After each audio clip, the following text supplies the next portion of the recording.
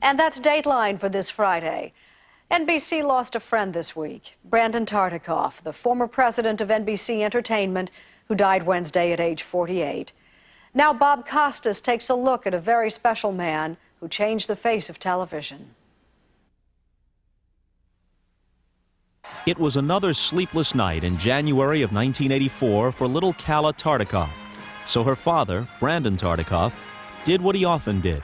He turned on The Tonight Show looking for a few laughs, and he found them when Bill Cosby walked through the curtain. I went home, and I called down my two oldest daughters.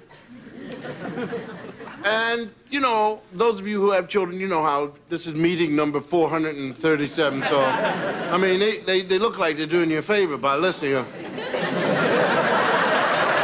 So, I said, is anybody at this table pregnant? They went, Dad, whoa, hey, oh, how rude, how gross. I mean, come on, Dad, chilly down. I mean, whoa, what is this? Brandon saw something else that night, so the next morning, he got on the phone to ask if Cosby wanted to make a show about his family life. It was a simple idea, yet it changed television, and it helped turn Brandon Tartikoff from a relatively anonymous TV executive into an entertainment titan whose work in one way or another probably had a place in your life. Tonight, we'll take some time to appreciate his life. Brandon Tartikoff was born into a middle-class family in New York. It was 1949. The television era was dawning. Imagine, if you will, a 7-year-old boy sitting nose to screen in front of a 7-inch Dumont television set. He begins to fantasize that if he tried hard, he could shrink to a tiny size and crawl inside the set. Then he could live and breathe television from the inside all day. That boy got his wish. For a good enough student, you get to Yale, you're taking a writing course conducted by Robert Penn Warren, and you write in a report of some kind that a D.H. Lawrence short story would have been enhanced if a character had been his girlfriend instead of his sister.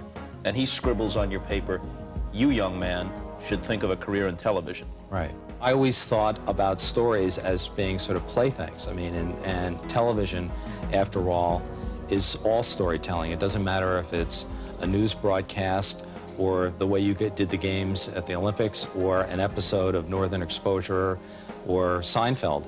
It's all how you tell the story.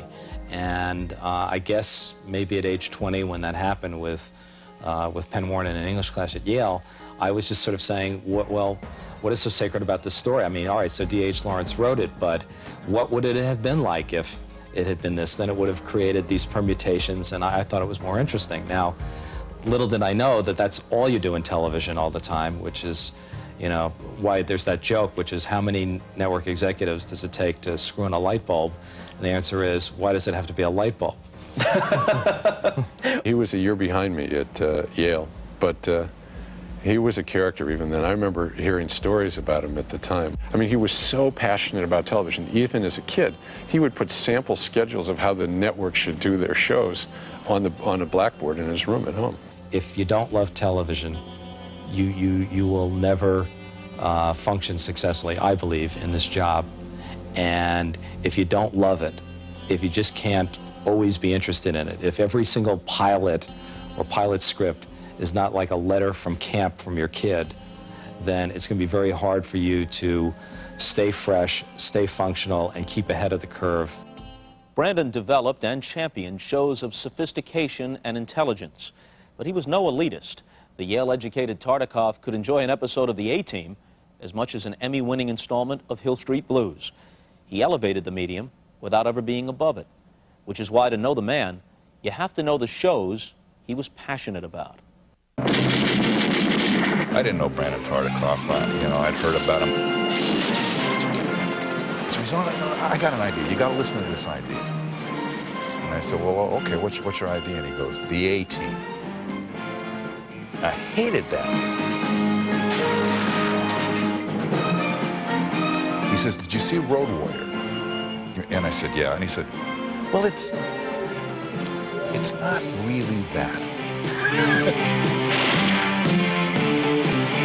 And then he said, you remember The Dirty Dozen? I went, yeah. He said, well, it's not The Dirty Dozen. gotta tell you, there's something about the attitude of those guys that's right for this. And he says, have you seen Rocky? And I went, yeah, Rocky 2, yeah. And I said, you know that guy, Mr. T, the mohawk and the feather earrings and all that jewelry? I went, yeah. He drives the car. And that was the pitch for the A-Team. All of my food is going to be sauteed or pan-fried, yeah. I'm a pan-fry you. You don't know how to cook. All you're going to do is poison the people out there. That's not true, man. I got my cookbook. Where is it? Where is it?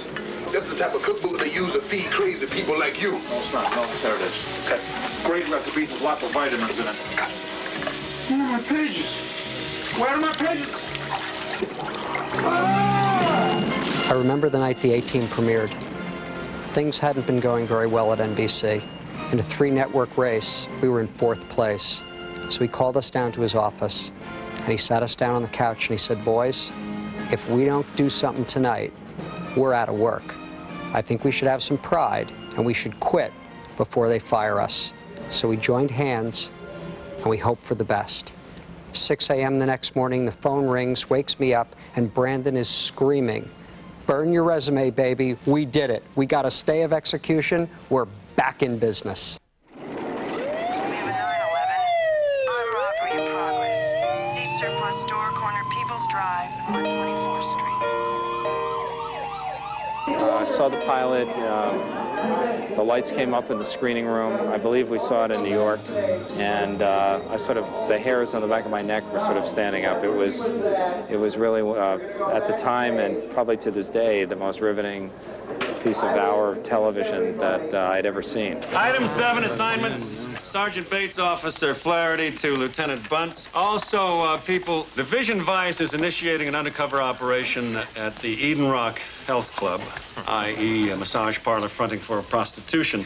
On loan will be patrol person Russo, detectives LaRue. All right. Washington, and Belker. He was patient when he believed in something. And Brandon believed in Hill Street Blues.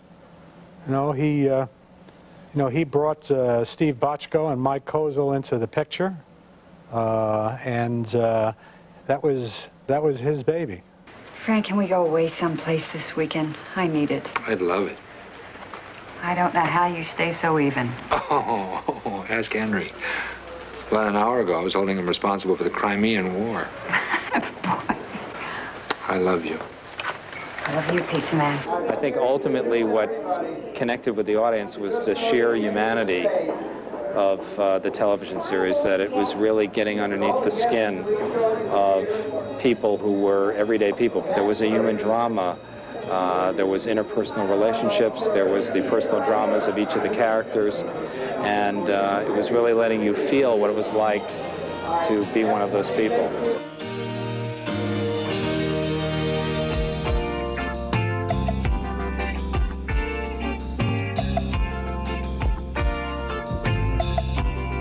While casting Family Ties, Brandon insisted that this young man wasn't quite right for the part.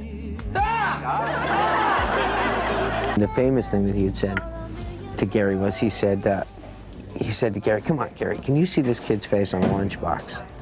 So, show goes on, becomes a hit. He becomes the hit character, and very shortly thereafter, there's the lunchbox. The story caught up with Michael J. Fox. He sent me the lunchbox, and it says, Brandon, they wanted me to put a crow in here, but love and kisses, Michael J. So, anyway, I was wrong. That's great! Yes, you hear that, Mom? I'm going to be the youngest executive in the history of O'Brien, Mathers, and Clark. Mom, I am going to be rich. Yeah, we're excited for you. How rich? Well, Mel, you know how much money Nick is going to make in his entire lifetime? I should pass him by Thursday.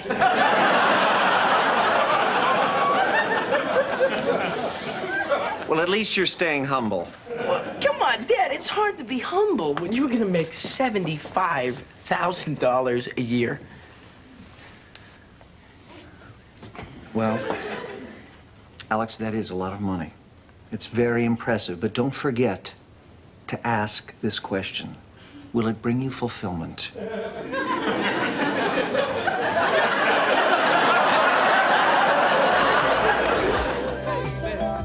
all of us that were